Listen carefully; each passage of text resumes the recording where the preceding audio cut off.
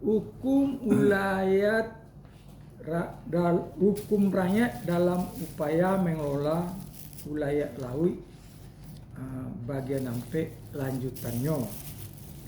Pada tahap awal kelahiran dan perkembangan nagari punggasan, aktualisasi konsep babungo karang masih berupa pemberian ikan kepada niniak mamak pada setiap kunjungannya ke pantai dalam memantau masyarakat nelayan. Niniak mamak tersebut tidak boleh sampai ke area pantai yang basah, hanya sebatas badan pantai. Hal itu dilakukan sebagai penghormatan terhadap kebiasaan niniak mamak tersebut. Ketika niniak mamak datang, maka yang langsung menyambut adalah pengurus pasir atau dalam hal itu duo pasir dengan membawa ikan terbaik yang dapat ditangkap pada hari itu, yang asalnya dari masing-masing nelayan.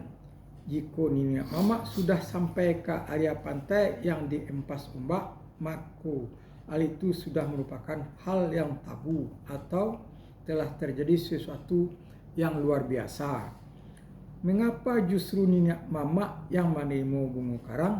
Hal itu disebabkan karena dalam pemahaman komunitas nelayan punggasan yang memiliki pantai adalah niniak mamak, sedangkan dalam pemahaman niniak mamak sendiri menyangkut dengan daerah lautan, tidak ada klaim yang menyatakan bahwa laut tersebut merupakan ulayat, baik itu ulayat suku maupun ulayat nagari.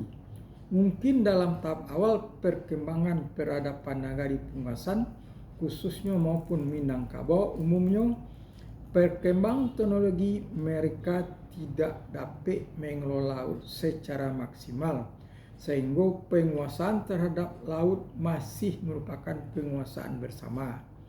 Satu hal lagi dalam melakukan penangkapan ikan dewasa iko, nelayan punggasan justru sampai ke wilayah Provinsi Bengkulu, sehingga sangat sulit dan akan menimbulkan persoalan jika laut diklaim sebagai ulayat dan merupakan hak penuh nagari punggasan.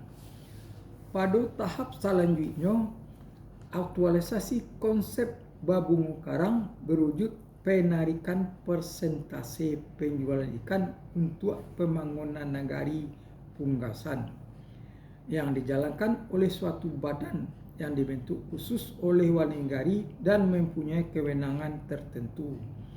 Hasil pungutan tersebut kemudian masuk ke kas nagari. Namun sejak tahun 1960, kebiasaan tersebut terhenti karena hak pungut terhadap retribusi penjualan ikan sudah dialihkan ke pemerintah daerah Pasisir Selatan.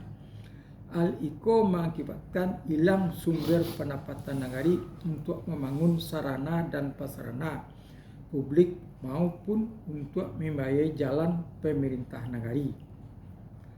Fakta terakhir, lebih parah pada tingkat niniak mamak yang ada di nagari punggasan sendiri sudah terdapat kesimpang siuran mengenai aktualisasi konsep babungo karang itu.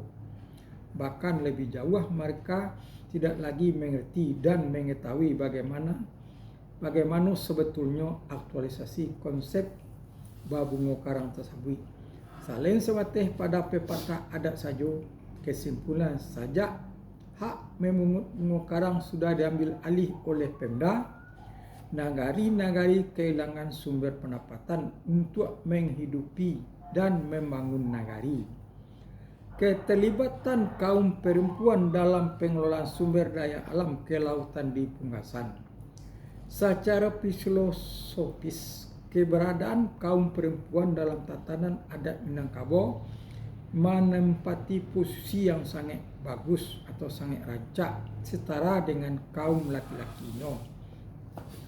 Konsep bunuh kanduang menyiratkan suatu penghargaan yang tinggi dalam tatanan kemasyarakatan dengan konsep tali tiga sapilin Tungku Tigo Sajarangan. Posisi kaum perempuan merupakan bagian yang integral dalam pengelolaan nagari. Kaum perempuan sejajar dengan mama dan cedik pandai. Dalam satu pepatah adat disebutkan bahwa bundo kanduang limpapeh rumah nan gadang, umbun puro panganti pegangan kunci, iasan di dalam kampung, sumarak dalam nagari, nan gadang basa batuah ko idui tampe banasa, akal kalau mati tampe banie, ka unduang-unduang ka Madinah, payung panji ka saruko.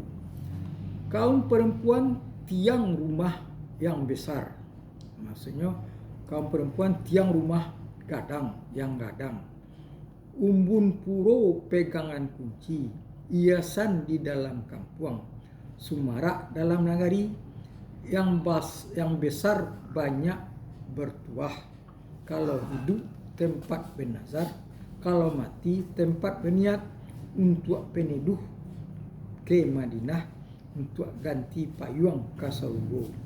Makna yang dikandung dalam pepatah adat tersebut diatif bahwa kaum perempuan adalah tiang yang kokoh dalam suatu rumah tangga pada kelompok masyarakat terkecil dan tiang pada kelompok masyarakat yang lebih besar yaitu nagari.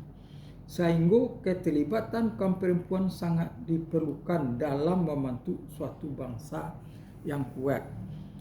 Dalam konteks pengelolaan sumber daya alam, kaum perempuan adalah kelompok yang bertugas dan mempunyai kewenangan penuh terhadap pengurusan hasil pengelolaan.